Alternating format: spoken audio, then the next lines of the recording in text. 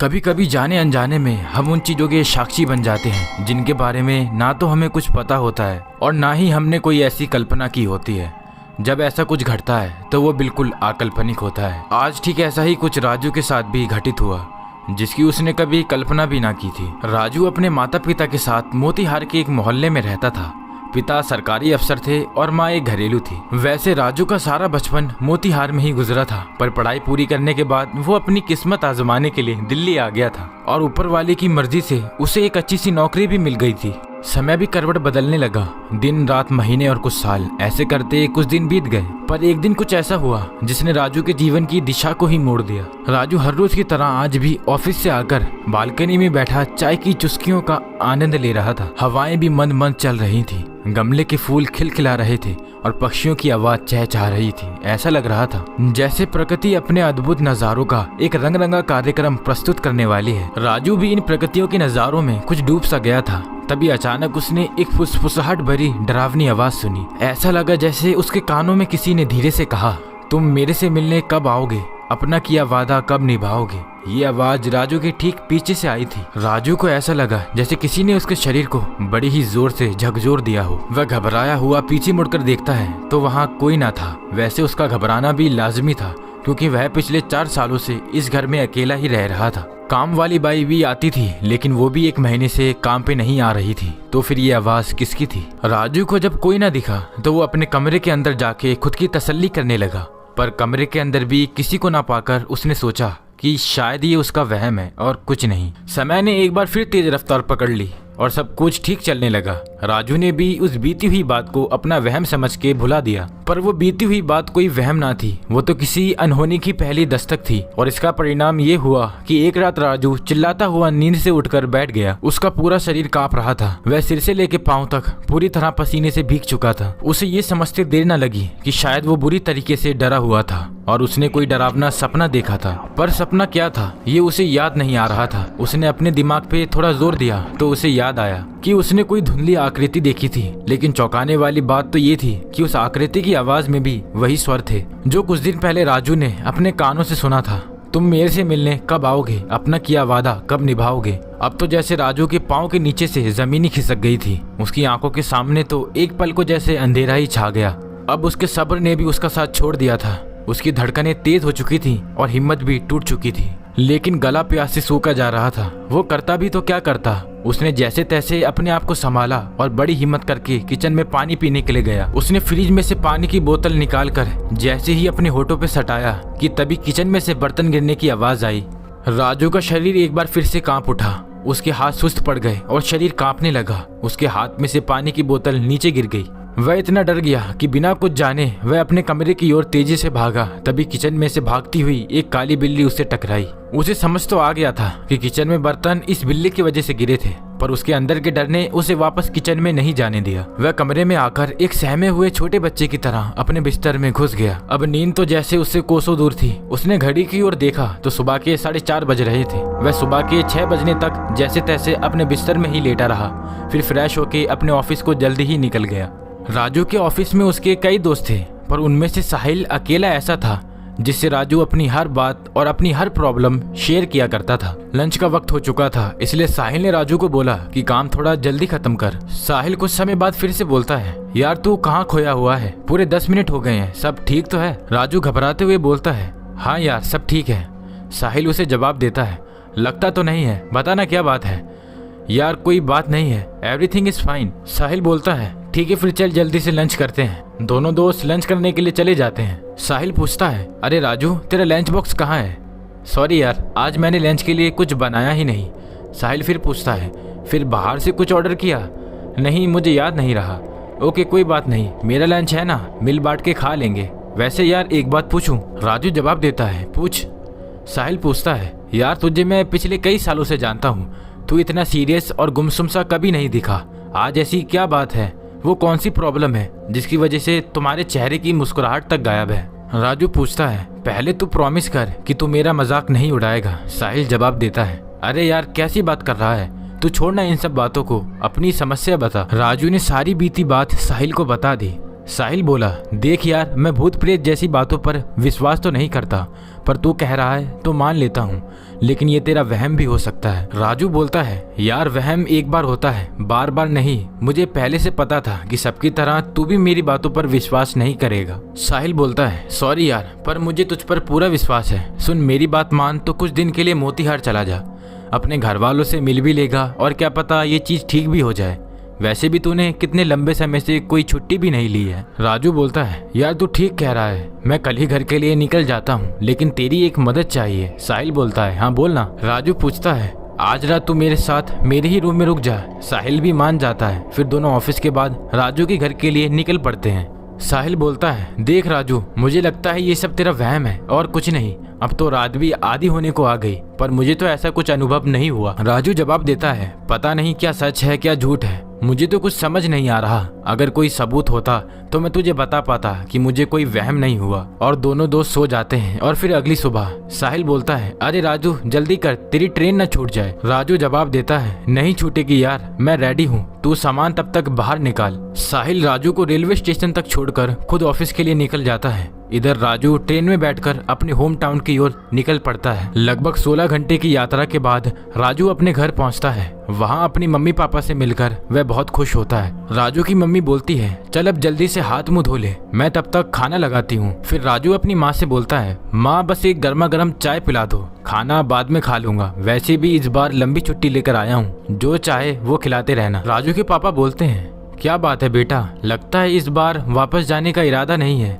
वैसे भी मैं तो यही चाहता हूँ कि तू दिल्ली छोड़ हमेशा के लिए यहीं आ जाए। राजू बोलता है, नहीं पापा, ऐसी कोई बात नहीं है, बस थोड़ा मन नहीं लग रहा था तो सोचा आप लोगों से मिल लूं। राजू यहाँ आके तो लगभग पिछली बातों को जैसे भूल ही गया था। उसके दिन अच्छे गुजरने लगे और तभी एक दिन अचानक राजू की माँ घबराते हुए बोलती है, जी आपने कुछ सुना? राजू के पापा बोलते हैं, क्या हुआ, रात के 2 बजे भी तुम्हें चैन नहीं है? राजू की माँ बोली, जी आपको कोई आवाज नहीं आ रही? राजू के पापा बोलते हैं, हाँ आ तो रही है, लेकिन ये आवाज तो राजू के कमरे में से आ रही है, वो ठीक तो है? फिर दोनों राजू के कमरे की ओर जाते हैं। राजू नींद में बड़बड़ाता हुआ बोल रहा था, तुम कौन हो, मेरे पीछे क्यों पड़ी हो, मैंने तुम्हारा क्या बिगाड़ा है? राजू की माँ घबराते हुए राजू को जगाती है, अरे राजू उठ, क्या हुआ, ये क्या अनाप शनाप बक रहा है? तभी राजू घबराते हुए उठता है। उसका शरीर पसीने से पूरी तरह लथपथ था, वो बहुत ज्यादा डरा हुआ था, उसकी आवाज जैसे गले में ही अटक गई थी। राजू के पापा जल्दी से एक पानी का गिलास लाते हुए कहते हैं, ले बेटा पहले ये पानी पी।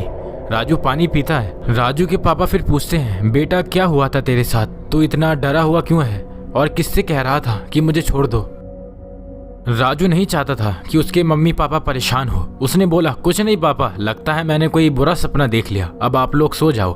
राजू के माता पिता सोने चले जाते हैं, पर राजू अभी भी जाग रहा था। वो बेचैन था, वह खुद से बातें कर रहा था कि समझ नहीं आता ये मेरे साथ क्या हो रहा है। दिल्ली में तो ऐसी घटनाएं मेरे लिए आम बात थी, पर अब यहाँ भी पता नहीं ऊपर वाला क्या चाहता है। राजू ने इस बार किसी आकृति को नहीं, बल्कि उसने अपने सपने में साफ साफ एक लड़की को देखा था जो किसी पुराने खंडर में खड़ी थी और वहां से राजू को बुला रही थी। अब तो जैसे राजू को आए दिन ये दौरे पड़ने लगे। राजू के माँ बाप बहुत घबरा गए थे, पर उनकी समझ नहीं आ रहा था कि आखिर वो करे भी तो क्या करे। इधर राजू हर बार अपने माँ बाप को एक बुरा सपना बताकर टाल देता था, पर राजू को लगता था कि सपने वाले खंडर को उसने कहीं देखा है, लेकिन कहाँ ये उसे याद नहीं आ रहा था। दिमाग पे थोड़ा जोर लगाने के बाद उसे याद आया कि वह खंडर कहीं और नहीं बल्कि उसके अपने शहर में ही था। लेकिन तसल्ली के लिए एक बार वह उस खंडर को जाके देखना चाहता था। उसने मन में निर्णय किया कि कल ही वह उस खंडर को देखने जाएगा। अगले दिन हिम्मत करके वह उस खंडर को खोजने निकला और उसे मिल भी गया। ये खंडर सपने वाले खंडर से बिल्कुल मिलता जुलता था। मन में तसल्ली तो हो गई थी, लेकिन उसकी हिम्मत नहीं हुई कि वह उस खंडर के अंदर जा सके। वह घर की ओर लौटने लगा, तभी पीछे से एक लड़की की आवाज आई, तुम आ गए, मुझे पूरा विश्वास था कि तुम जरूर आओगे। राजू के जैसे पूरे बदन में सांप रेंग गए हो। पीछे मुड़कर देखना तो दूर, वह इतना डर गया था कि अपने पैरों की चप्पल भी वहीं फेंक तेज कदमों से घर भाग आया। राजू के माता पिता उसके चेहरे पर साफ साफ परेशानी के बादल देख पा रहे थे, पर बेटे की जिद के आगे वो लोग मजबूर थे। राजू की माँ राजू के पास आकर बोलती है, कल तेरे मामा जी के यहाँ शादी में चलना है, तैयार रहना, हम सबको जाना है। माँ तुम और पापा चले जाओ, मुझे कहीं नहीं जाना। राजू की माँ फिर उदास मन से बोलती है, पर बेटा अकेले यहाँ क्या करेगा? राजू अपनी माँ को बोलता है, मेरी टेंशन आप लोग ना लो, मुझे कुछ नहीं होगा, आप लोग भी ना मेरे सपनों की वजह से परेशान रहते हो। राजू की माँ ने राजू को खूब समझाया, पर राजू ने उनकी एक न सुनी और अगले दिन उसके माता पिता उसके मामा जी के यहाँ शादी में चले जाते हैं। इधर राजू बैठा बैठा सोचता है कि अगर मैं सो जाऊंगा तो सपना आएगा, क्या करूं, वैसे भी अकेला हूं, नहीं मैं नहीं सोऊंगा। लेकिन वो आवाज़ तो बिना सपने के भी आ जाती है, क्या करूं, कुछ समझ नहीं आ रहा है। राजू फिर खुद से ही बात करने लगता है, इस रोज रोज के झंझट से तंग आ गया हूँ, लेकिन करूँ भी तो क्या करूँ। पता नहीं क्यों ऐसा लगता है कि मेरे सारे सवालों के जवाब मुझे उस खंडर में ही मिल पाएंगे। लेकिन प्रश्न ये उठता है कि कैसे, क्यों ना मैं फिर एक बार उस खंडर तक जाऊं। लेकिन वो आवाज़ किसकी थी? नहीं, मैं नहीं जाऊंगा, लेकिन मुझे इससे अच्छा मौका भी तो नहीं मिलेगा। मम्मी पापा दोनों ही घर पर नहीं है, वो तो मुझे कहीं जाने ही नहीं देते। पर क्या रात में जाना सही होगा? वहाँ दिन में ही इतना डर लगता है। लेकिन रोज रोज के झंझट से तो अच्छा है क्यों ना एक ही दिन में सारे झंझटों का निपटारा कर दिया जाए। रोज रोज मरने से अच्छा है कि एक ही दिन मर जाऊं। अब चाहे जो हो जाए, आज की रात तो मैं जाऊंगा वहाँ। अब जो भी फैसला लेना है मम्मी पापा के वापस आने से पहले लेना होगा। राजू उस रात अपने सवालों के जवाब पाने के लिए उस डरावनी और भूतिया खंडर की ओर चल देता है। राजू घर से निकल तो गया था, लेकिन जैसे जैसे उसके कदम मंजिल की ओर बढ़ रहे थे, ठीक वैसे ही उसकी धड़कनें भी उतनी ही तेज होती जा रही थी। रात भी काली चादर ओढ़ के जैसे उसका पीछा कर रही थी। उसका शरीर भी भारी सा होने लगा था, जिससे उसके कदमों की गति कभी बहुत तेज हो जाती तो कभी बहुत धीमी। सड़क के किनारे पे खड़े पेड़ पौधे हवा में ऐसे झूल रहे थे जैसे कि उन सभी को राजू के वहां जाने से नफरत सी हो रही हो। फिर भी राजू इन सबको पीछे छोड़ता हुआ अपनी मंजिल की ओर आगे बढ़ रहा था और आखिरकार राजू इस वीरान और बेजान भूतिया खंडर तक पहुंच ही गया। लेकिन वहां पहुंचते ही उसे ऐसा लगा कि जैसे उसके शरीर की सारी नसें डर से फट रही हो। कुछ देर तो वो दूर से ही सहमा हुआ उस खंडर को निहारता रहा। फिर वह एक निर्णय के साथ आगे बढ़ा। रात के अंधेरे और सन्नाटे में पूरा का पूरा खंडर बहुत डरावना और भयानक दिख रहा था। राजू खंडर के मुख्य दरवाजे से अब अंदर आ चुका था। उसने टॉर्च के उजाले में अपनी नजरों को चारों तरफ दौड़ाया, पर उसे मकड़ी के जाले और टूटी हुई दीवारों और कुछ बिगड़ी हुई गंदगी के सिवा वहाँ कुछ न दिखा। राजू डरता हुआ चिल्लाया, लो अब मैं आ गया, तुम मुझे बुला रही थी ना, मैं खुद ही तुमसे मिलने आ गया। पर कुछ देर बीतने के बाद भी उसे ना तो कोई जवाब मिला और ना ही कोई प्रतिक्रिया। तब उसने बोला, ठीक है मैं जा रहा हूँ, पर मुझे आज के बाद परेशान मत करना। राजू जैसे ही ये बोल के वापस जाने लगा, वैसे ही खंडर का टूटा हुआ दरवाजा अपने आप अचानक बंद हो गया। हवाएं तेज बहने लगी और तभी उसके कंधे पे किसी ने पीछे से हाथ रखते हुए बोला कि रुको मत जाओ। राजू अब डर से सिहर रहा था, उसके रोंगटे खड़े हो चुके थे, उसका शरीर कांप रहा था, सिर से पसीने की धारा और भी तेज हो चली थी। फिर भी वह अपनी बची कुची हिम्मत को समेटते हुए पीछे की ओर मुड़ता है, पर इस बार भी उसको कोई न दिखाई दिया तो उसका डर और बढ़ गया। वो पागलों की तरह चिल्लाने लगा, तुम कौन हो? मुझे क्यों परेशान कर रखा है? मैंने तुम्हारा क्या बिगाड़ा है? तुम सामने क्यों नहीं आती? तुम मुझे मार ही डालो, मैं डर डर के जीना नहीं चाहता। तभी अचानक उसके सामने एक लड़की दिखाई देती है। ये वही लड़की थी जिसे राजू ने कुछ दिन पहले अपने सपने में देखा था। उसे देखते ही राजू बेहोश हो जाता है। एक बार फिर खंडर सन्नाटे से भर जाता है। कुछ देर बाद राजू बेहोशी की हालत में ही उस लड़की से पूछता है कि तुम कौन हो और मुझसे क्या चाहती हो? लड़की अपना परिचय देते हुए कहती है, मैं मरियम हूँ और तुमने मुझसे वादा किया था, शायद तुम उसे भूल चुके हो, इसलिए मैं तुम्हें याद दिलाना चाहती थी।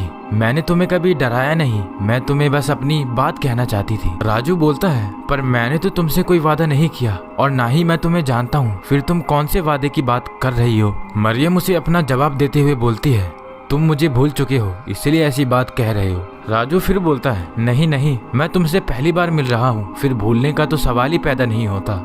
मरियम उसे याद दिलाते हुए कहती है, याद करो जब हम अच्छे दोस्त हुआ करते थे और तुमने मेरे से कहा था कि तुम मेरी हर इच्छा पूरी करोगी, लेकिन मैंने कहा था कि जब मुझे कोई इच्छा होगी तो मैं तुम्हें जरूर बताऊंगी, और आज जब मैं तुम्हें वही याद दिलाना चाहती हूँ तो तुम बोल रहे हो कि मैं तुम्हें परेशान कर रही हूँ। राजू उसकी तरफ देखकर बोलता है, देखो तुम क्या कह रही हो, मुझे कुछ समझ नहीं आ रहा, प्लीज मुझे माफ कर दो, मुझे जाने दो। मरियम उससे बोलती है, मैं कौन होती हूँ तुम्हें माफ करने वाली या तुम्हें रोकने वाली, लेकिन जाने से पहले मेरी एक बात सुन लो, शायद तुम्हें कुछ याद आ जाए। राजू उससे बोलता है, देखो तुम्हें जो बोलना है तुम जल्दी बोलो और प्लीज मुझे जाने दो। मरियम उसे बताती है, बात आज से 3 साल पहले की है। तब ये खंडर नहीं था बल्कि एक बंगला हुआ करता था। मैं अपने छोटे भाई डेविड और पापा मम्मी के साथ इस बंगले में रहा करती थी और तुम मेरे कॉलेज के दोस्त हुआ करते थे। मुझे बचपन से ही लिखने पढ़ने का बहुत शौक था और वहीं दूसरी तरफ डेविड को पढ़ने में कोई रुचि नहीं थी, जिससे पापा और मम्मी डेविड से हमेशा दुखी और गुस्सा रहते थे। पापा डेविड को अच्छी से अच्छी एजुकेशन देना चाहते थे जिससे शहर में उनका नाम और रुतबा बना रहे, पर डेविड इन सब से अनजान अपनी ही दुनिया में व्यस्त रहता था। उसने तो जैसे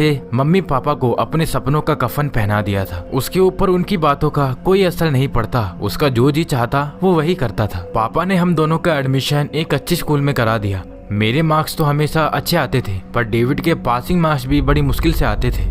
समय बीतता गया और मैंने हायर सेकेंडरी से कॉलेज तक का सफर पूरा कर लिया। वहीं दूसरी तरफ डेविड हाई स्कूल में फेल होने के बाद उसने कभी भी स्कूल या कॉलेज का मुंह तक नहीं देखा। पापा ने उसे रास्ते पे लाने की बहुत कोशिश की, लेकिन वो अपनी आदतों से बाज नहीं आया। और तो और आए दिन गाली गलौज करना, जुआ खेलना, शराब व गांजे का नशा करना तो उसके लिए जैसे आम बात हो गई थी। मम्मी पापा दोनों की बदनामी शहर और समाज में बहुत हो चुकी थी। अब पानी सर के बहुत ऊपर आ चुका था। उन्हें समझ नहीं आ रहा था कि क्या करें और क्या ना करें। डेविड की हरकतों से उनका दम घुटने लगा था, इसलिए उन्होंने आसपास में एक फैसला लिया कि वो डेविड को सिर्फ डराने के लिए ये कहेंगे कि अगर वो अपनी हरकतों से बाज नहीं आया तो सारी की सारी वसीयत और प्रॉपर्टी मरियम के नाम कर देंगे। शायद इस बात को सुन के उसमें कोई फर्क आए और वो बदल जाए। बस यही सोचकर पापा ने डेविड के आते ही उससे बोला कि डेविड, मुझे तुमसे कुछ बात करनी है, वो भी अभी और इसी वक्त। डेविड नशे की हालत में हंसते हुए बोलता है, डैड ऐसी कौन सी बात करनी है जो आपको अभी और इसी वक्त करनी है? कहीं माँ मर तो नहीं गई? डेविड के पिता बोलते हैं, अरे नालायक,